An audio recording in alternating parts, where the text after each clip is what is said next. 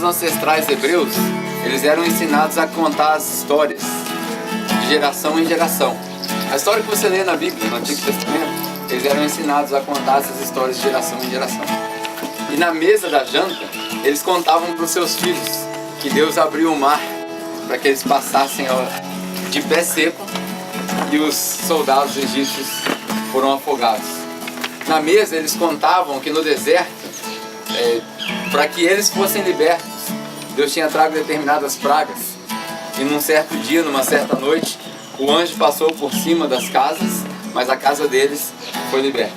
Geração eles iam contando isso, de geração em geração. Geração em geração eles contavam para os filhos que eles oravam para que chovesse, e chovia para que Deus abençoasse.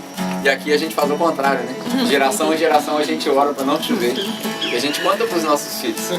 Um dia a gente vai contar essa história para os nossos filhos. Eu queria te convidar a refletir nessa canção, para nós orarmos mais uma vez e entrarmos na palavra, já que essa canção é a introdução da palavra. Porque o refrão dela diz o seguinte: eu não sou mais escravo, eu sou livre. Cristo me libertou para a liberdade. E esse Cristo que te libertou para a liberdade, esse preço que Ele pagou, é para que você seja de fato livre. Não preso por religião, por escândalo, por cadeia nenhuma, por interpretação nenhuma, por nada disso. Mas para que você seja livre de verdade. Nós vamos continuar a nossa série. Nós estamos no meio de uma série sobre músicas. E essa série sobre músicas, o objetivo é a gente transformar aquilo que é sentimento. Na primeira mensagem a gente falou a respeito disso, que a música, ela transmite sentimento. A música não necessariamente é só racional. A música, ela fala com a gente de uma maneira inexplicável, literalmente inexplicável. Hoje a gente já tem conhecimento que nos hospitais pratica-se até musicoterapia. Semana passada, não sei se eu cheguei a tocar no assunto, mas essa semana eu pesquisei, eu consegui achar duas informações interessantíssimas a respeito de música. A primeira delas é que no Canadá, num hospital em Toronto, eu não consegui achar a fonte, mas eu achei vários artigos falando, no hospital em Toronto, eles são famosos por serem os melhores numa das cirurgias mais dolorosas que existe, que é a cirurgia de fêmur, fratura de fêmur. E lá, a anestesia que tinha que ser dada nos pacientes era tão forte que quase matava os pacientes. E aí os médicos tentaram encontrar uma solução. E aí chamaram uma equipe de especialistas e a sugestão foi que eles tocassem 15 minutos de música clássica barroca antes de administrar anestesia.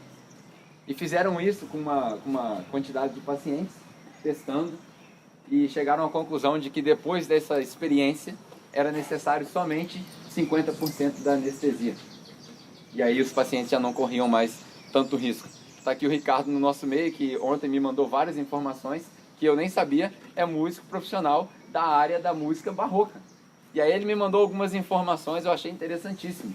Uma das informações que eu achei interessante é que a música sempre esteve em inimizade com a igreja. A música nunca foi o favorito da igreja. A Igreja Católica, logo antes da Reforma, durante o Renascentismo e por aí vai, a Igreja Católica brigou com os músicos pela questão de colocar várias vozes e por aí vai. E eles entraram em vários conflitos. A música passou por várias transformações durante as revoluções que a gente conhece, as revoluções de pensamento, né? O iluminismo, o renascentismo e por aí vai. E a música só acontece do jeito que a gente acontece hoje, essa quantidade de acordes, tudo isso por causa desses irmãos. Eu estava vendo um vídeo que o Ricardo me mandou sobre o canto gregoriano. E a gente não usa cantos gregorianos aqui, né? Mas o canto gregoriano, ele é, por definição, a palavra de Deus cantada, seja ela literal, através da Bíblia, ou princípios. De repente, algumas canções que reflitam os princípios bíblicos. Isso é o canto gregoriano. Eles fizeram isso por quê? Porque a música nos ajuda a memorizar coisas que o racional não memoriza. Eu acho que semana passada eu falei isso. Que quando você é exposto à música por mais de 60 segundos seguidos, o lado esquerdo do seu cérebro desliga. Sabia disso? Desliga. E aí só o direito funciona. O direito é o lado emocional.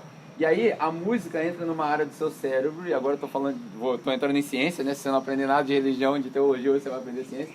A música entra no sistema límbico do seu cérebro e ajuda você a gravar as coisas no inconsciente. Interessantíssimo isso. O Hassan mesmo deu um exemplo essa semana, que o Hassan está aqui, o Hassan é professor de matemática, e ele deu um exemplo que um dos alunos dele, acho que era um aluno dele ou um cara que estudava contigo, né? Um aluno dele não conseguia de jeito nenhum memorizar as fórmulas. Está aqui o Denis também, professor de matemática, né? Não conseguia de jeito nenhum memorizar as fórmulas. Daí eles resolveram cantar. Aí fizeram as músicas com as fórmulas. Hoje a gente tem no YouTube aí acesso a vários professores que usam isso como didática, né? E não é que no final da sessão o cara tinha gravado as fórmulas. Como que ele gravou a fórmula? Se a fórmula está no lado esquerdo do cérebro. É porque entrou pelo sistema límbico e aí o lado esquerdo do cérebro fez toda a força e ele acabou memorizando. E aí se a música é capaz de ensinar fórmula matemática, com certeza a música é capaz de ensinar Deus. E aí o objetivo dessa série é que a gente pegue essas músicas e traga os princípios bíblicos delas. Algumas músicas a gente vai falar da música mesmo, porque ela é descarada, escrita a Bíblia, e outras músicas a gente vai usar os princípios bíblicos dessas músicas. Essa música, por exemplo, Eu Não Sou Mais Escravo, ela na verdade não é do Fernandinho, muita gente pode achar que ela é do Fernandinho, mas ela é de um cara chamado Jonathan Helzer. Ele faz parte de uma igreja que chama Bethel, lá nos Estados Unidos, na Califórnia, e ele escreveu essa música. O cara... a música é a tradução que o Fernandinho fez, ela é bem fiel. Mas essa música, pra você ter uma ideia, ano passado, em 2017, no meio gospel, eles têm as premiações deles e tal, ganhou a música do ano, o louvor do ano, porque ela mexeu com muita gente. Uma música fantástica. E ela relata o que a gente vai falar hoje sobre esses estágios do nosso relacionamento com Deus. A gente passa por vários estágios e a gente vai chegar nessa questão. Semana passada a gente falou algumas coisas só a título de lembrança. A gente falou sobre verdade, o perigo das coisas que a gente escuta, só antes da gente entrar na parte da palavra. Semana passada eu chamei um pouquinho da atenção da galera, e não para ser o cara que vai falar faça isso ou não faça aquilo, mas para a gente pensar, se a música é tão poderosa assim, o que você tem escutado no seu iPod, no seu Spotify, no seu YouTube, sei lá, se você toca em casa, o que toca na sua casa? O que você tem escutado? E aí a gente criou um costume de separar, né, música secular e música gospel, né, música da igreja e tal. E na definição dos músicos, né, os músicos profissionais, Ricardo ontem mesmo me chamou a atenção. Existe música litúrgica e música secular. Essa é a definição para os músicos. Mas para Deus, música é música. Tem música boa e música ruim. Tem música que te faz bem e música que te faz mal. Porque a música, ela é a única coisa, presta atenção no que eu vou te falar agora. Eu ouvi um cara falando isso e eu achei fantástico. Eu não sei de onde ele tirou isso, mas eu gostei da afirmação dele. Ele disse que a música é a única coisa que nós usamos neste planeta, que não foi criada neste planeta com os elementos deste planeta. Olha que louco. A música é a única coisa que nós usamos que não foi criada neste planeta e não foi criada com os elementos deste planeta, mas nós usamos aqui. Todo o resto foi criado com matéria deste planeta. Tudo que a gente faz, tudo que a gente criou, tudo que o homem teve inteligência para criar, para desenvolver, foi usado. Ninguém trouxe matéria-prima de Marte. Ninguém trouxe uma matéria-prima espiritual mística que ninguém sabe onde é. Ó, isso aqui, ó, fiz mágica, igual o Merlin, lembra do Merlin lá do desenho? Pá, nasceu. Não. Mas a música, se a gente pegar o histórico bíblico, a música sempre fez parte da história da humanidade. Sempre fez. Os pássaros cantam. Semana passada eu cantei, não posso cantar o Hassan. Na hora que eu começo a cantar, o Hassan já tem arrepio já. Mas semana passada eu mostrei um pedaço de uma música do Eli Soares. Que ele fala que os anjos te louvam. Os anjos louvam. Quando a gente lê em Apocalipse, o Eli Soares não falou isso do nada. Em Apocalipse, quando João tem a visão de Apocalipse, ele chega no céu naquela visão, óbvio que a gente não sabe se a linguagem é literária ou não, se é literal ou não, mas ele vê os anjos cantando. Porque o louvor, ele toma no céu também a forma de música. Para nós, tudo é louvor. Tudo que você faz é louvor a Deus. O seu trabalho, o seu caminhar, o jeito que você trata sua esposa, o jeito que você trata seu marido, tudo é louvor. Mas no céu, o louvor, categoricamente, ele toma a forma de música também. Quando os anjos cantam, quando os anciãos cantam. É fantástico. Se você conseguir ler o livro de Apocalipse, porque a maioria das pessoas não consegue ler o livro de Apocalipse, acha que é um livro de terror. Não é um livro de terror. É o livro mais bonito da Bíblia. Mas eu não te aconselho a ler agora. Te aconselho a ler João primeiro, depois você lê Mateus, depois você lê Atos, a história da igreja.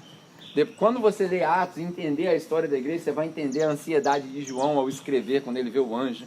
Por causa da perseguição, ele fala aqui já não há mais ranger de dentes. Porque toda vez eu falo rancor de dentes. Aqui já não há mais ranger de dentes. Não há mais choro, não tem mais sofrimento. Por quê? Porque eles passavam por uma perseguição. João estava exilado. Então todo o sentimento de João, ele transparece na hora que ele escreve o livro de Apocalipse. Então a música, ela tem todos esses poderes. A música é um negócio fantástico, não foi criada aqui e a gente usa. E a música só tem uma finalidade, que é a adoração. A música, ela serve para adorar algo, sempre. Você escolhe o quê? Mas a música só tem essa finalidade. Você não consegue mudar a finalidade da música. Tocou a música, se a música for um ritmo mais legal, você vai acabar dançando. Esses dias, Naline entrou no carro, ela foi fazer compra, aí ela estava meio para baixo, tal, que ela tem passado mal os últimos 2 dias, tal. Ela não está grávida, não se preocupe. Mas ela estava passando meio mal, tal, daí ela entrou no carro, estava tocando um pagodinho, a gente gosta de pagode. Estava tocando um pagodinho, ela sentou no carro e falou assim, nossa, já animei. Ouvi o pagodinho, já animei, já estou animado. Porque a música tem esse poder. A música, ela serve para adoração, você escolhe o quê? Então a pergunta para a gente começar e você refletir é a seguinte: o que você tem adorado com as suas músicas? Estou falando para você só ouvir música crente? De maneira nenhuma, porque a quantidade de música crente que tem ruim também não está no gibi. Tem muita música ruim. Mas ouça uma música que te edifica. Ouça uma música que talvez te faça refletir. Várias vezes aqui a gente cantou, quando a gente estava no cartódromo ainda, a gente cantou algumas músicas do Lulu Santos. E aí sempre tem o pessoal que criticou e tal, papá. Mas independente disso, escute algo que te faça refletir, que te faça pensar em Deus, que te faça se tornar uma pessoa melhor. Porque a música tem esse poder, tem essa didática. E essa música que a gente cantou, Não Mais Escravos, ela explica alguns estágios que a gente passa como criaturas de Deus até chegar no ponto de filho de Deus. Então eu quero te convidar para abrir sua Bíblia, se você tiver a Bíblia contigo aí, no livro de Gálatas. A gente está falando bastante de Gálatas, né? Quando chegar em maio, a gente vai estudar a carta de Gálatas inteirinha. É uma carta fantástica, muito prática, mas hoje a gente vai falar só de um pedacinho dela. Encontra aí a sua Bíblia no livro de Gálatas. Nós vamos ler no capítulo 3, no versículo 23 em diante. Gálatas, capítulo 3, versículo 23 até o versículo 7 do capítulo 4. O que eu vou ler aqui, para você ter uma ideia, é basicamente a canção que foi cantada aí. E aí depois eu vou... hoje, a minha intenção é só conseguir apontar para você o que a música falou. Na semana passada, a gente foi linha por linha da música, porque aquela música era bem escrachada a Bíblia mesmo. Hoje, essa música ela tem alguns disfarces, então eu quero ver se na leitura aqui, enquanto a gente vai ressaltando algumas coisas, você consegue enxergar isso nessa música. Que Deus te abraçou, que Deus te resgatou, que o sangue dele te cobriu, que você já não é mais escravo. E aí eu vou ressaltando alguns pontos dessa leitura e depois a gente faz alguns comentários. Pode ser? Amém? Então vamos lá. Gálatas capítulo 3, versículo 23. Diz assim: antes que viesse a fé, e aí antes de você começar a interpretar já de maneira aleatória, a fé aqui é um sinônimo para Cristo. Antes que Cristo viesse, é isso que ele quer dizer. Porque a gente tem fé em quem? Em Cristo. Então, até os caras do Antigo Testamento tiveram fé em Cristo. Eles viam a promessa de Cristo e eles creram nisso. Então, essa fé aqui significa Cristo. Antes que viesse Cristo, mas aqui ele escreveu fé. Antes que viesse a fé, estávamos sob a custódia da lei. Quem fica sob custódia? Prisioneiro, certo? Então, olha só. Antes que Cristo viesse, nós éramos prisioneiros da lei. Vai vendo aí. Nela, encerrados, até que a fé que haveria de vir fosse revelada. Assim, a lei foi nosso tutor até Cristo, para que fôssemos justificados pela fé. Agora, porém, tendo chegado à fé, já não estamos mais sob o controle do tutor. Duas coisas interessantes aqui para a gente ver logo nesse versículo, antes de continuar. Essa palavra tutor aqui, talvez para nós não soe do mesmo jeito que para quem estava lendo naquela época, mas é uma palavra em grego chamada paidagogos. O paidagogos ele tem várias funções. Uma delas é tutor, o professor da escola, mas a mais provável desse contexto aqui, principalmente por causa da perseguição, da escravidão e por aí vai, era um escravo de confiança da família que cuidava dos filhos enquanto os pais não estavam em casa. Era deles a responsabilidade de educar o filho. Eles levavam os filhos para as escolas ou para os locais onde eles estudavam e traziam de volta a segurança, tudo estava na responsabilidade deles. A educação, o como se portar, tudo isso. E aí, para você trazer para o seu contexto de hoje, talvez aqui no meio, as pessoas mais antigas tiveram mais facilidade nesse quesito. Nós, da nossa geração, talvez nem tanto. Mas alguns mais antigos tiveram o privilégio, o luxo de crescer enquanto o pai e a mãe trabalhavam, tinha dentro de casa uma mordomo, empregada doméstica, chame lá como você quiser chamar, eu não sei o termo politicamente correto para usar para isso, mas alguém que era empregado pela sua família, que cuidava das crianças. Eu mesmo, na primeira parte da minha infância, uma senhora que trabalhou na casa da minha mãe, quase morou lá, só não morou lá porque não tinha cômodo, mas ela vinha todos os dias. E ela foi uma grande responsável pela minha educação, Leia é o nome dela. E ela tinha até a liberdade de corrigir. Dava a hora de acordar para a escola, ela acordava, e se eu não quisesse acordar, ela sacudia, e se eu não levantasse, eu apanhava. E se ela estivesse arrumando a casa e eu bagunçasse, ela tinha a liberdade de dar uma chinelada. Esse era o paidagogos, na cultura deles. Aqui Paulo está dizendo que a lei era como esse tutor. Nós éramos escravos dela, a gente tinha que obedecer a lei, e a lei tinha até a liberdade de corrigir. E às vezes a correção doía. Esse é o contexto que Paulo está escrevendo para nós. E aí ele continua no versículo 26. Todos vocês são filhos de Deus mediante a fé em Cristo Jesus. Ou seja, a nossa filiação está baseada na fé em Cristo. Não está baseada em mais nada. Não é nada que a gente faz, nada que a gente obedece, é a fé em Cristo. Pois os que creem em Cristo foram batizados e de Cristo se revestiram. Um princípio fantástico aqui também. Se você foi batizado em Cristo, você deve viver como Cristo. A pessoa que foi batizada, que teve a decisão de falar assim, eu quero me batizar, e o batismo é só um símbolo, hoje a gente pode dizer, o cara que decidiu andar com Cristo, ele deve de fato andar como Cristo. Toda a mudança comportamental dele deve ser evidente. Na última mensagem a gente falou aqui que a mudança comportamental é um sinal da regeneração espiritual. Se não tem mudança do lado de fora, é porque nada mudou do lado de dentro. Ponto final. Então, nós precisamos nos disciplinar para que o nosso comportamento reflita a regeneração que Cristo causou no nosso coração. E aí ele continua. Não há judeu, nem grego, escravo, nem livre, homem, nem mulher, pois todos são um em Cristo Jesus. E se vocês são de Cristo, são descendências de Abraão e herdeiros segundo a promessa. Nós vamos falar aqui de herdeiros já já. Digo, porém, que enquanto o herdeiro é menor de idade, em nada difere de um escravo, embora seja dono de tudo. Mais um princípio interessante aqui para a gente ressaltar. Semana passada eu cheguei a comentar sobre isso. Quanto mais maduro você é, menos lei você precisa. É o fato da cidade sem semáforo. Essa semana eu recebi um comentário de alguém no Facebook, quando eu botei no Instagram, eu botei uma foto lá do semáforo que estava estragado, e aí um monte de carro passando para lá e para cá, e uma bagunça danada, ninguém dava vez para ninguém. E aí eu coloquei lá, a ilusão da cidade sem semáforo só funciona nos nossos sonhos. E aí uma pessoa de Miguel Pereira falou assim, vem na minha cidade que aqui não tem semáforo, você vai ver funcionando. É uma cidade cheia de cristãos, pelo menos na prática. Porque se nós fôssemos cristãos de verdade no trânsito, a gente ia chegar na esquina e a gente ia parar em toda a esquina. Que a gente ia pensar, isso é Romanos capítulo 12, colocar os outros num lugar de honra maior do que o nosso. E aí a gente ia falar assim, não, tem alguém com mais pressa que eu, portanto eu vou parar. Mas não, a gente pensa o seguinte, olha como é que a gente educa os brasileiros no trânsito. Sinal vermelho significa atenção, olha para os lados e passa ele quando não estiver vindo ninguém. Sinal amarelo significa acelera antes que feche. E sinal verde significa nem olha. Essa é a educação do trânsito brasileiro. Então a gente precisa mudar isso, né? Se vocês são de Cristo, são descendentes de Abraão, como eu disse, e estou aqui no versículo 2 do capítulo 4. No entanto, ele está sujeito a guardiões, os pedagogos, e os administradores, até o tempo determinado por seu pai. Assim também nós, quando éramos menores, estávamos escravizados aos princípios elementares do mundo. Mas quando chegou a plenitude do tempo, Deus enviou seu Filho, nascido de mulher, nascido debaixo da lei, a fim de redimir os que estavam sob a lei, para que recebêssemos a adoção de filhos.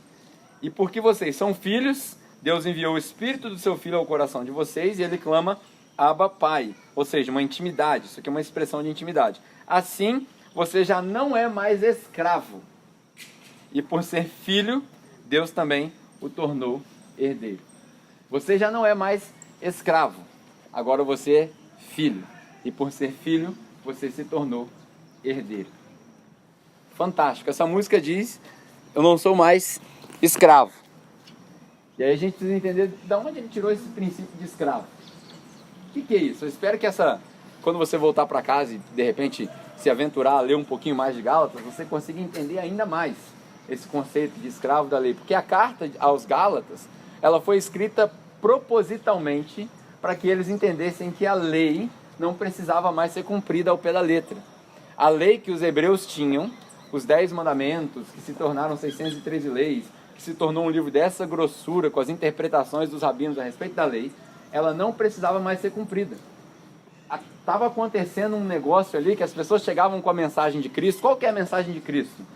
Veio o Messias, aquele que nós esperávamos, e ele tira o pecado do mundo, que significa tira o efeito do pecado da sua vida, que era a morte. E se você se render aos pés dele, agora você passa a desfrutar da vida eterna que Deus preparou para você. Essa é a mensagem de Cristo, estava sendo pregada, espalhada, e aí um grupo ali na cidade de Galácia, nessa cidade ali começaram, assim como outras cidades também, começaram a judaizar as pessoas. O que era isso? Antes de ser cristão, você tem que ser judeu. E aí eles criaram essa cultura. Antes de ser cristão, tinha que ser judeu. Aí para você ver que isso é verdade mesmo, você pode voltar lá em Atos 15, quando você estiver em casa. Você vai ver que rolou a primeira reunião, o primeiro concílio da igreja. Quando eles se reúnem para ver o que eles precisam fazer com as pessoas que estavam vindo para Cristo. As pessoas que estavam começando a entender a realidade de Cristo, o chamado de Cristo, o evangelho de Cristo. Eles se reuniram e falaram assim, olha só, fala para essa galera aí para parar com esse negócio de lei. Porque se tiver que cumprir a lei, como disse Paulo, se a salvação é pela obediência da lei, Cristo morreu à toa. Se for para obedecer a lei, para ganhar sua salvação, Cristo morreu em vão. Cristo não precisava morrer, muito menos ressuscitar. E a gente sempre fala aqui que só a morte de Cristo também não é o suficiente. A gente precisa da vida, do nascimento, da vida, da morte e da ressurreição e da promessa de volta de Cristo. Essas 5 coisas são básicas. Sem elas, a nossa fé é em vão. Então, quando Paulo escreve, ele escreve preocupado com essa galera. Essa galera que estava falando para eles, por exemplo, já que você quer seguir a Cristo, você precisa ser circuncisado. Já que você quer seguir a Cristo, você precisa parar de comer carne de porco. Já que você quer seguir a Cristo, você precisa obedecer o sábado, a lei de sábado. Já que você quer seguir a Cristo, você precisa celebrar todas as festas. E aí quando você lê ao longo das outras cartas, por isso também um ponto de curiosidade aqui para você, as cartas elas eram circulares. As cartas eram igual o vídeo de YouTube hoje. Não era, quando a gente pensa em carta, e aí tinha um pastor meu na Nova Zelândia que ele sempre falava assim, Pedro, você precisa saber diferenciar carta e epístola. Ele era chato com essa questão. Carta e epístola. Carta é para uma pessoa, epístola é para um grupo. Eu falei, rapaz, não é que faz sentido? Por quê? Porque quando Paulo escrevia, na maioria das suas cartas, ele falava no final assim, ó, vede com quão grandes letras garrafais eu vos escrevo, está aqui a minha assinatura, e quando vocês acabarem de ler isso aí, vocês passem para as outras igrejas. Porque como funcionava a carta? Não tinha correio na época, tinha até o correio romano, mas eles não usavam o correio romano. Porque se eles usassem o correio romano, eles tinham que passar pelas estradas deles e aí ia dar rolo. Então o que eles faziam? Eles pegavam alguém que estava trabalhando junto com os apóstolos, junto com os discípulos. Por exemplo, Barnabés era um, Silas era outro, Timóteo era outro, Tito era outro, Epafrodito era outro. Todos esses caras, eles eram parceiros de Paulo. Então Paulo chegava numa cidade, pregava, ou então... hoje a gente recebeu visitas, né? Paulo chegava numa cidade, pregava, ou então ele ouvia dizer que tinha uma igreja se reunindo, como se alguém lá de São Paulo ouvisse dizer que tem uma igreja se reunindo aqui. E aí ele falava assim, essa galera aqui está precisando disso, disso e daquilo. Aí ele escrevia uma carta, não de próprio punho, ele ditava a carta, alguém escrevia para ele, por isso que ele tinha que assinar no final. E aí ele falava, Timóteo, faz o seguinte, ó que maneiro, hein? Agora que eu vi, dá uma olhada pra galera ali, Rapaz, Deixei ele em casa, gente. Rapaz, isso é bem maneiro. Perdi até a concentração que eu tava falando. É o office do Bianca. Enfim, Paulo, ele pegava esses amigos dele e falava assim, vai lá em Volta Redonda e leva essa carta para eles. Quando você chegar lá, você lê na reunião deles, seja na praça, seja no portão dos templos, seja nas casas, você lê para todo mundo ao mesmo tempo, que é para não ter erro de interpretação. E quando acabar de ler, você dá para um cara de lá, e esse cara dessa cidade aí vai na cidade vizinha. Aí quando ele chegar na cidade vizinha, ele pega a carta que eu mandei para aquela outra cidade, traz de volta e deixa essa aí lá, com os caras de lá. Você vê isso quando Paulo fala, por exemplo, para a igreja, se eu não me engano, aos Colossenses, ou os Gálatas mesmo, ele fala, cuida para que quando o Epafrodito sair daí, ele saia de uma maneira justa de alguém que está levando a mensagem do Evangelho. O que era isso? Paga a viagem do cara. Dá dinheiro pro cara poder pagar alimentação e essas coisas todas até chegar lá, porque eles tinham que ir, rabiscando, como a gente dizia antigamente. Tinha que ir andando, ou de burrinho, por aí vai. Então, quando Paulo fazia isso, ele escrevia uma carta, só que era pública, era para todo mundo. É igual o vídeo de YouTube hoje. E aqui vai uma dica para nós no nosso contexto, né? Se você ainda não usa mídia social, eu quero te encorajar a usar as mídias sociais. Toda vez que você chegar aqui na capela, você abre seu celularzinho, porque todo mundo aqui tem celular, todo mundo aqui tem Facebook, abre seu celular e faz seu check-in, pum. O que vai acontecer? Seus amigos vão ver, o cara chegou na capela, o cara chegou na capela, o cara chegou na capela. Isso aí vai espalhando. Para quê? Para a gente lotar aqui? Não, para as pessoas serem expostas à mesma mensagem. O vídeo do YouTube, por exemplo, tem gente que acha que a gente grava os vídeos aqui para botar no YouTube para eu ficar famoso. O que eu menos quero é ficar famoso. Se pudesse outra pessoa pregar aqui era melhor, o que eu menos quero é ficar famoso. Mas tem gente assistindo em outros lugares que está aprendendo o Evangelho. Agora, por exemplo, não sei se você sabe, tem um programa de rádio que está rolando aí numa rádio, a gente grava o programa. Para quê? Para a gente ficar famoso? Não, porque tem gente assistindo de tudo quanto é lugar do Brasil. A carta era igualzinho o vídeo do YouTube de hoje. E aí Paulo escreve essa carta para eles porque eles estavam com o problema da lei. A lei estava virando o principal. A lei tomou o lugar de Jesus. E aí Paulo fala assim, não. Leia em casa, você vai ver, vai ser legal. Você vai aprender bastante. E no meio do ano a gente vai fazer uma série expositiva sobre a carta aos Gálatas. Mas ele fala sobre escravos. Vocês já não são mais escravos da lei. E aí eu quero falar para você rapidamente sobre esses 4 estágios que todo mundo passa. Todo mundo passa esses 4 estágios. Alguns chegam até o 4º, né? É como se fosse, sabe videogame? Você vai passando de fase até zerar o videogame. Você zera o videogame quando chega na última. Nessa fase aqui que eu vou te falar, são 4 fases. A primeira é a fase da criatura de Deus. Todos nós somos criaturas de Deus. Todos nós. Todos nós fomos criados, de certa maneira. Todos. Gênesis capítulo 1, versículo 27, você vê que Deus, depois de criar tudo que Ele criou, criar os universos, criar os céus, criar as estrelas, criar os animais, Ele vira e fala assim, façamos o homem a nossa imagem e semelhança. E Deus criou o homem. Deus criou o homem. Por que eu estou enfatizando o criar? Porque criar não é gerar. Quando Deus cria o homem, Ele usa a mesma palavra no hebraico, que é a palavra que Ele usa para a criação de tudo quanto é coisa. E aí a gente tem várias discussões de cunho filosófico que a gente podia entrar, eu não vou entrar hoje. Alguns dizem que o ato da criação de Deus, em latim chama ex nihilo, criar alguma coisa do nada, sem matéria-prima, né?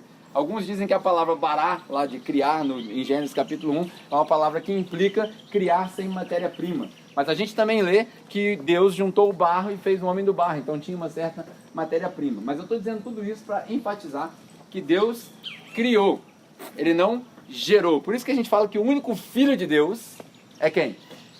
Cristo. O único filho de Deus, nascido de Deus, é Cristo. Porque Ele teve um nascimento extraordinário. Ele nasceu sim de uma mulher, mas que era virgem, que não teve um relacionamento com ninguém. E aí também vale a pena você entrar nessas discussões e discutir até onde essa virgindade de Maria vai, mas isso não é a discussão de hoje. Eu quero dizer para você que Deus criou. Deus, a mesma obra que Ele fez, do mesmo jeito que Ele criou a estrela, Do mesmo jeito que ele criou os céus, Deus criou o homem. Todo mundo é criatura de Deus. Por isso que a gente fala que todos nós somos criaturas de Deus. O Steve Wonder já tinha uma música na época da Segunda Guerra Mundial. Depois que isso tudo passou, o Steve Wonder agora é um artista contemporâneo nosso. Ele escreveu uma música, agora não me lembro se nos anos 80, mas ele escreveu uma música em protesto à questão racial e à questão de discriminação.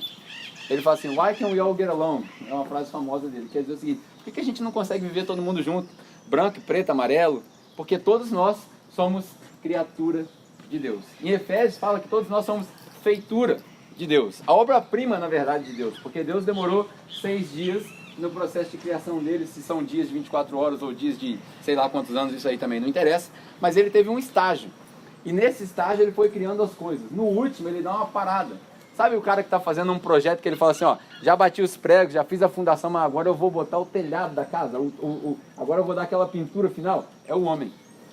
Deus vira e fala assim, agora eu vou dar aquela parada. Daí ele conversou com ele mesmo, talvez com seres celestiais que estavam em volta, e falou assim, façamos o homem a nossa imagem e semelhança. Nada que foi criado à semelhança de Deus. Só o homem. E aí ele vira e fala assim, cria o homem, né, e haja luz, do jeito que haja luz, ele ouve o homem, ele juntou o barro, e aí ele sopra a vida no homem. A vida, o Espírito de Deus, ele sopra no homem, e o homem vem à tona. É a obra-prima de Deus, o ápice. Todos nós somos criaturas de Deus. Por isso a gente não deve discriminar ninguém. Por isso a gente não deve discriminar homem, nem mulher, japonês, amarelo, preto ou branco, hétero, trétero, seja lá o que for. A gente não deve discriminar ninguém. Porque todo mundo, cada um com seus problemas. Não tem a musiquinha ema, ema, ema, cada um com seus problemas. Todo mundo é criatura de Deus. Todos nós fomos criados da mesma maneira, do barro. Do barro nós viemos e ao pó nós voltaremos. Todo mundo é igual. Só que tem um segundo estágio no joguinho de Deus aqui. No segundo estágio a gente passa de criatura para escravo. Por alguma razão que a gente não sabe, quando você chegar no céu você pergunta para Deus, porque eu também não tenho a resposta para você. Ele escolheu um cara chamado Abraão ao longo da história. A história começa com Adão e Eva, daí eles têm 3 filhos, um deles morre porque foi assassinado, o outro desaparece, sobra só o terceiro, que é o 7, e aí ele vai se espalhando por aí, e aí a história vai se desenrolando, chega num ponto que Deus não aguenta mais, ele fala, essa raça humana tá ruim demais, vou acabar com todo mundo, e aí ele manda um dilúvio, e aí mais uma discussão filosófica, se o dilúvio foi no mundo inteiro, se o dilúvio foi só parcial no mundo que eles conheciam, isso aí também não nos interessa. A história é que Deus acabou com a raça para começar de novo, começa de Noé, isso vai desenvolvendo, até que chega num cara chamado Abraão. Aí Deus vira e fala assim, esse cara aí eu gostei dele, vou pegar esse malandro aí. Esse aí vai ser o pai das nações. Esse aí vai ser o cara que vai trazer a mensagem, através dele, através de ti, Abraão, várias nações serão abençoadas. Né? Assim que o texto fala lá em Gênesis, a partir do capítulo 30 e pouco, se eu não me engano, a partir do capítulo 12, se eu não me engano, e vai. Depois da Torre de Babel aparece a história de Abraão. E aí isso vai se desenrolando. Abraão teve Isaac e Jacó, Jacó teve... E assim vai. Abraão teve Isaac e Ismael, e Isaac teve Jacó e Esaú, e a história vai se desenvolvendo, chega nas 12 tribos de Israel, mas através de Abraão, Deus escolheu abençoar a galera e ia vir a raiz. Através dele vieram as tribos de Israel, através dele veio o rei Davi, e através dele acabou vindo Jesus. Todos nós também passamos por essa fase. A partir do momento que você decide passar da fase 1 para a fase 2, e você se torna escravo de Deus, você entra para a categoria dos hebreus. Porque os hebreus viviam de acordo com a lei. Deus separou eles e falou assim, olha só, eu vou dar tudo para vocês.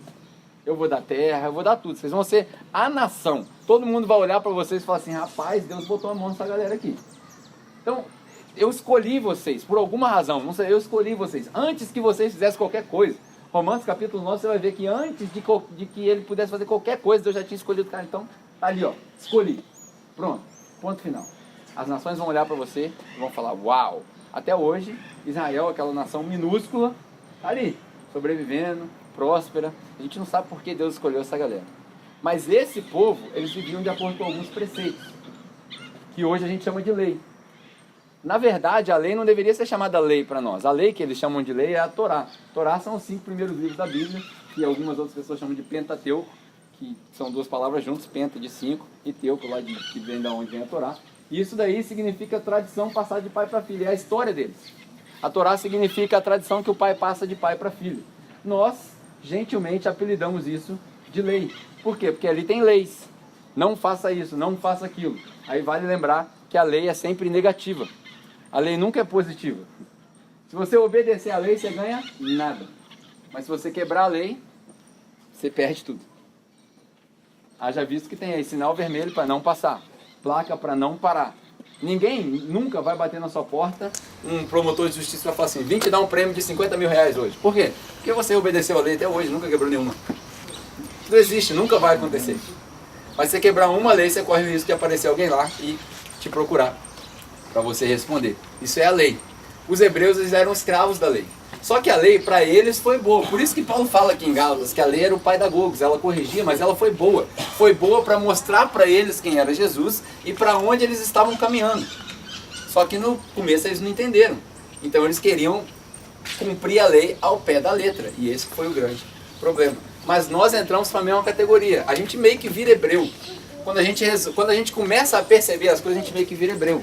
Haja visto que todo contexto religioso que você for participar, que não tem profundidade bíblica, funciona à base da lei.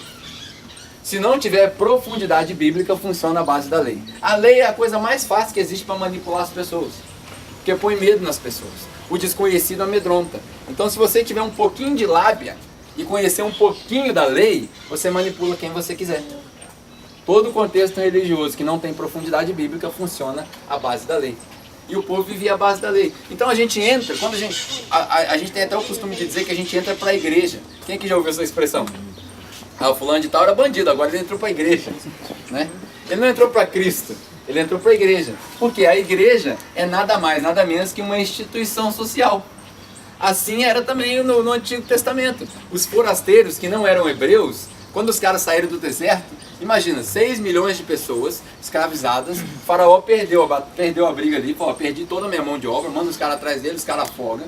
Aí o pessoal de volta, da cidadinha de volta, falou assim, rapaz, viu o que aconteceu com essa galera lá? Viu o que aconteceu com os caras passaram no meio, eu vou colar com os caras lá. Porque o Deus daquela galera lá é melhor do que esse Deus de madeira que nós estamos adorando aqui. Por isso que Paulo fala, quando o Lucas está escrevendo a história deles, lá em Atos, que ele fala que nosso Deus não é um Deus feito por mãos de homens. Não é de bronze nem de madeira. Por quê? Porque essa galera abandonou os deuses deles para irem seguindo. São os caras que vieram junto com os hebreus, na boiada, né? Veio uma galera na boiada. Eles também se tornaram escravos. A lei foi feita para manter a ordem social deles. Por exemplo, se você trabalhar todo dia sem descansar, um dia você vai estourar. Um dia, estourou, viu? O Fabinho entrou um pouquinho adiantado no efeito especial. A gente combinou, mas foi um pouquinho adiantado. Se você viver todo dia num ritmo, trabalhando direto, um dia você vai estourar. Um dia seu corpo vai abrir o bico. E aí Deus fala o seguinte, olha só, eu criei o mundo, o planeta, o universo em 6 dias. No 7º eu descansei. Então já que vocês vão querer ficar igual eu, então descansa também no 7º.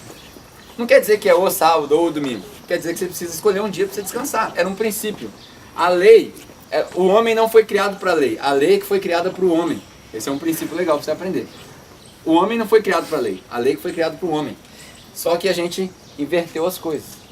E aí nessa daí eles se tornaram o que a gente chama de religiosos. Porque muita gente fala que religião é ruim. Religião não é ruim. Religião é ótimo. Mas quando a gente se torna religioso ao extremo, a gente negligencia o princípio. A gente passa a ficar literal na parada e negligencia o princípio. Então todos nós passamos pela fase de escravos. A gente se torna escravo e aí você tem uma escolha. Todo mundo é escravo de alguém. Ou você é escravo da lei, ou você é escravo de Cristo. Ou você é escravo do pecado, ou você é escravo da cruz. É uma escolha.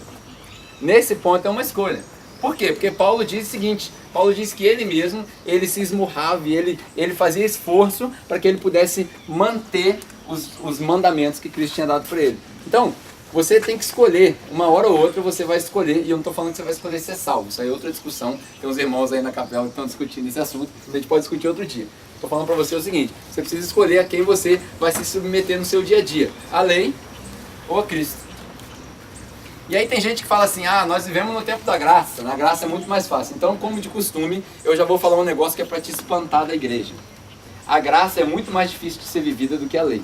Porque a lei é o seguinte, está escrito aqui, ó, não trabalha no sábado. Se você não trabalhar no sábado, você está de boa. Tranquilo.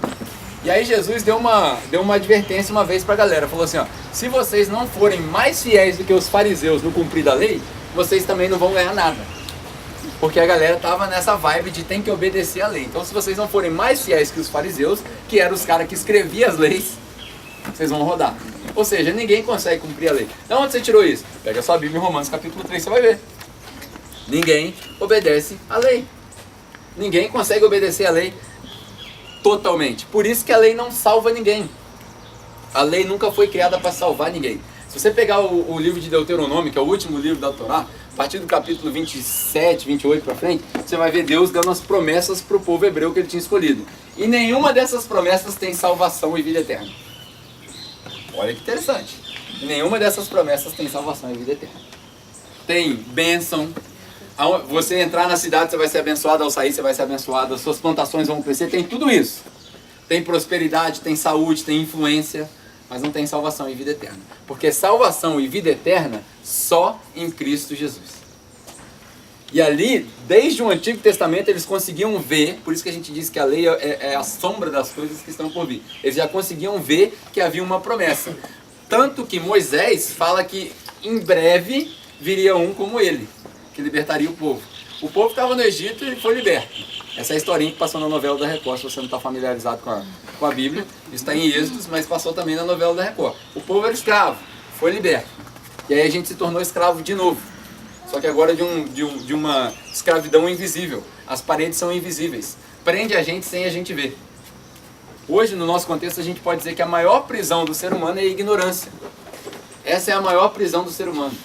Quanto mais ignorante, mais preso você será. E aí no final aqui eu vou te dar a chave para zerar o jogo, zerar o videogame, a chave da liberdade. Você já deve ter entendido o que eu vou falar, mas já já a gente vai chegar lá. Todos nós passamos por esse período de escravo. Você precisa escolher de quem você vai ser escravo. De Cristo ou da lei. E aí se você andar um pouquinho mais, não por mérito seu, mas porque o Espírito Santo tem te guiado na caminhada, você passa de criatura para escravo e de escravo para amigo. João capítulo 15, Jesus fala para os discípulos o seguinte: eu já não mais os chamo de escravos, mas eu vos chamo de amigos. Porque o escravo não sabe o que acontece na casa do pai, mas os amigos sabem. Então Jesus está dizendo o seguinte: agora, a partir de agora que vocês estão caminhando comigo, qual é o contexto de João capítulo 15? Começa lá no João 13, era a última ceia. Jesus junta eles e vai dar a última instrução para eles. No final do capítulo 13, Jesus dá o último mandamento. Olha só, ama o mundo como eu amei vocês. Isso aqui é a parada. Aí João 14, eles ficam meio, ai meu Deus, e agora o que a gente vai fazer? Ele fala assim, calma, eu sou o caminho, a verdade e a vida. Eu tô indo, mas eu tô ligado, já já eu volto. Eu volto para buscar vocês. Aí os caras falam, mas para onde a gente vai? Vocês não vão lugar nenhum agora, porque para onde eu vou vocês não podem ir. Aí João 15, Jesus fala o seguinte, olha só, vou te dar uma analogia, vocês vão entender. Eu sou a verdadeira videira. Por quê? Porque tem outras videiras aí que eles vão tentar te conectar nelas. Mas eu sou a verdadeira videira, vocês são os ramos só. Vocês são só a extensão de mim. Portanto, sem mim vocês não podem fazer nada. João capítulo 15. E aí nesse debate os discípulos falam assim, tá, mas e aí? E agora? Assim, calma galera, vocês já não são escravos mais. Agora vocês são filhos. Na verdade ele fala, vocês são amigos, pulei uma fase. Agora vocês são amigos. Por quê? O escravo não sabe o que acontece na casa do pai, mas o amigo tem consciência. O amigo tem acesso. E aí eu coloquei um negócio interessante aqui pra gente lembrar. O amigo tem acesso, mas não tem intimidade ainda. O amigo tem acesso, mas não tem intimidade. Os discípulos foram chamados de amigos. E ainda assim eles traíram Jesus. Isso é João capítulo 15. Mais pra frente você vai ver a crucificação de Jesus. Depois da ceia, nos evangelhos sinópticos você acha isso com mais detalhe. Você vai ver que todos eles correram.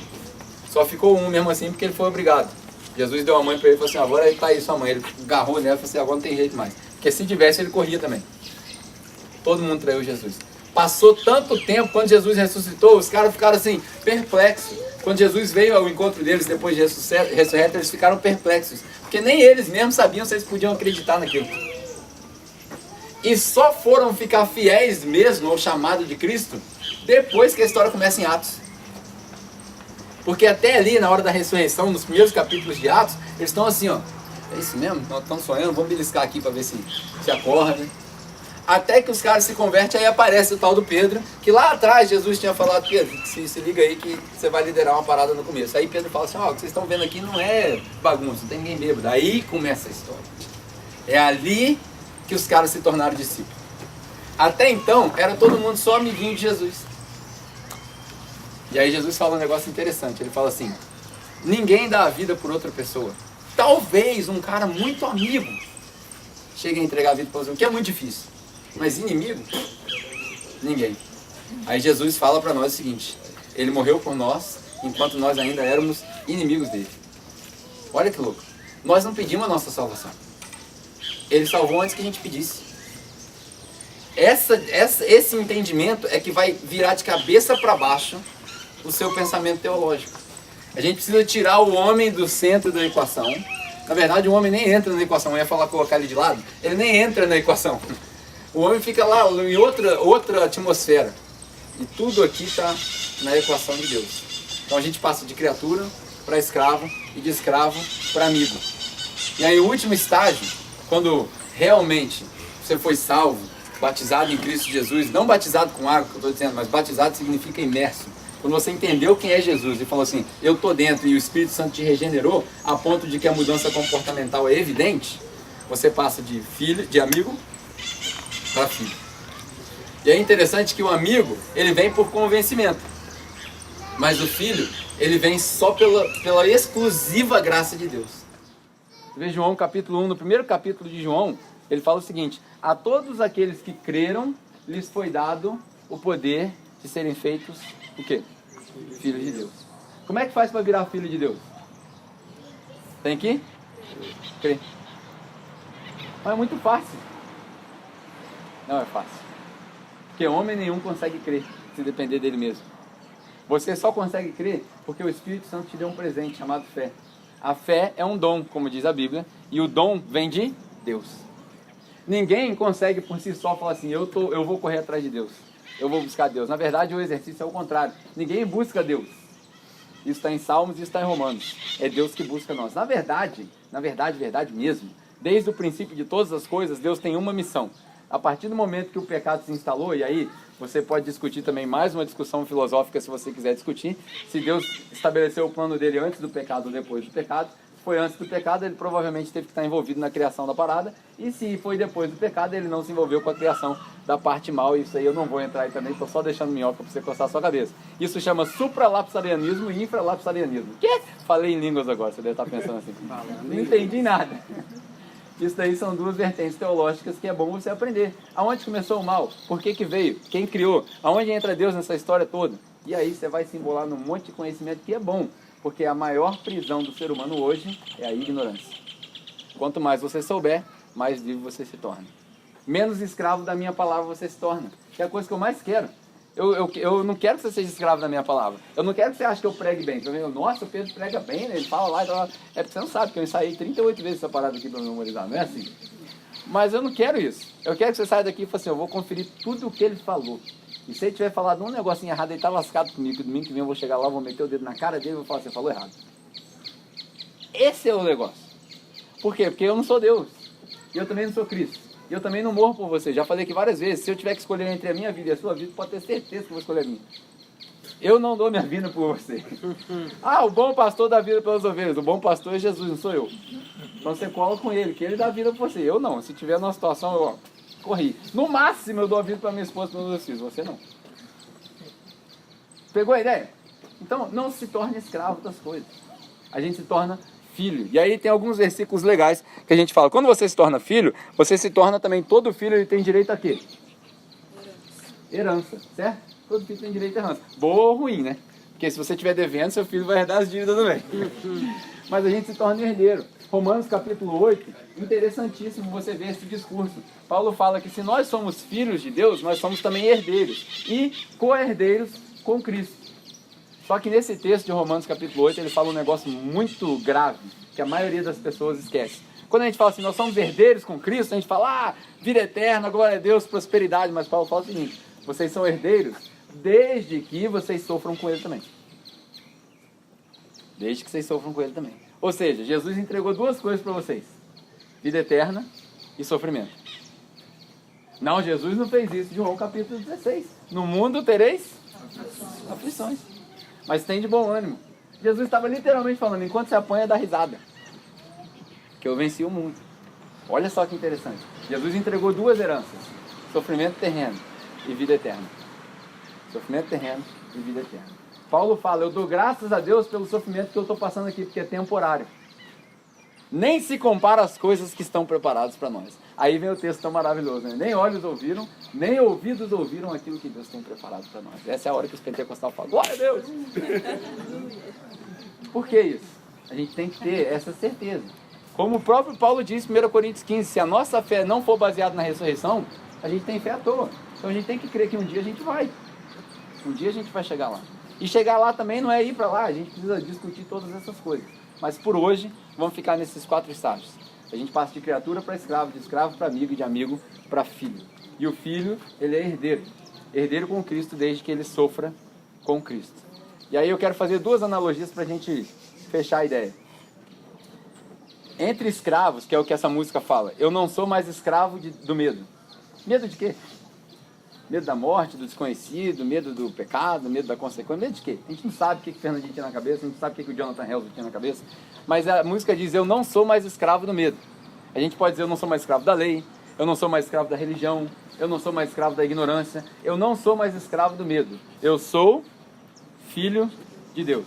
Então ele contrasta 2 realidades, a realidade do escravo e a realidade do filho. Lucas capítulo 15, a história do filho pródigo. Na hora que ele está comendo bosta ali, junto com... Não pode falar essas coisas na igreja. Na hora que ele está comendo... Como é que fala na Bíblia lá? Lavagem, né? Bolotas. Melhor do que bosta, né?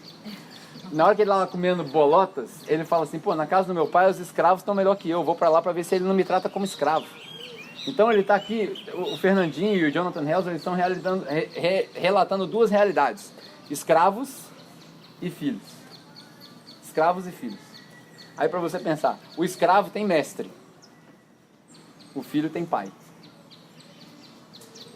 O escravo tem mestre, o filho tem pai. O escravo obedece por temor, o filho obedece por amor.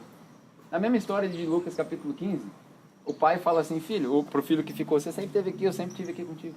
Tudo é meu, tudo que é meu é seu. O filho obedece por amor. O escravo tem mestre, o filho tem pai. O escravo não tem nada, o escravo é pobre. O filho é rico. Porque mesmo enquanto ele é criança, a herança é dele. Os guardiões tomam conta, mas a herança é dele. O escravo, ele vive cheio de dúvida. Ele não sabe o dia de amanhã, ele não sabe se ele vai ser vendido, ele não sabe se ele vai sobreviver. Ele é escravo, ele é um objeto. O filho, ele tem certeza. Você tem certeza da sua salvação? Você tem certeza da sua comunhão com Cristo? Essa é a realidade que a gente vai deixar contrastada por hoje. Talvez você esteja aqui e fale assim, pô, eu não conheço isso aí ainda, para mim isso tudo aí é novo. Saiba que antes de você pedir, Ele já te entregou tudo isso. É seu. E aí eu vou quase tão longe a ponto de dizer, é seu por direito, porque todo filho tem herança. Mas para ser filho você precisa de uma coisa. A todos aqueles que creram, lhes foi dado o poder de serem feitos filhos de Deus. Você precisa crer. Crer em quê? Crer em Cristo. E ao longo da sua caminhada, para você deixar de ser escravo, falei para você que ia te dar a chave, né? A chave da liberdade. A sua carta de alforria é João 8,32. Quem sabe o que é esse versículo de cabeça? É a chave, é a carta de alforria do cristão. Conhecereis a verdade e a verdade vos libertará. Quando você experimentar a verdade de quem é Cristo, do que Ele fez por você e de que você não precisa obedecer leis que foram criadas para um controle de um contexto social e não para um princípio espiritual para o povo gentil, era só para o povo hebreu. Quando você entender que a lei era só sombra das coisas que estão por vir e não é para nós, quando você entender que o Antigo Testamento é história para você entender o contexto presente e não te interessa, quando você entender que Salmo 122, alegrei-me quando me disseram vamos à casa do Senhor, não vale mais para nada hoje, porque você não vai para a casa do Senhor, você é a casa do Senhor. Quando você entender que o Antigo Testamento está pronto para ser jogado fora, aí você vai entender a realidade de Cristo. É basicamente o seguinte, pensa nos apóstolos para a gente fechar. Os apóstolos não tinham Bíblia para eles. Os gentios Os apóstolos tinham porque a maioria deles era hebreu. Mas os gentios não tinham Bíblia, eles não tinham Antigo Testamento, eles não tinham no que crer, eles criam numa palavra. Eles não tinham o Novo Testamento para conferir aqui, ó. Hoje a gente tem a história de Cristo. Você não precisa das leis do Antigo Testamento para se tornar filho de Deus. Você precisa crer em Cristo. E aí depois, ao longo da sua história, você vai estudar para aprender. Então a minha oração hoje para você é que você saia daqui hoje confrontado com a realidade do sistema religioso e daquilo que tem te prendido. Talvez é o pecado, talvez é a sua condição, seja lá o que for. Para você ser confrontado com isso e entender que a liberdade está na crença em Cristo e no conhecimento da verdade. Amém?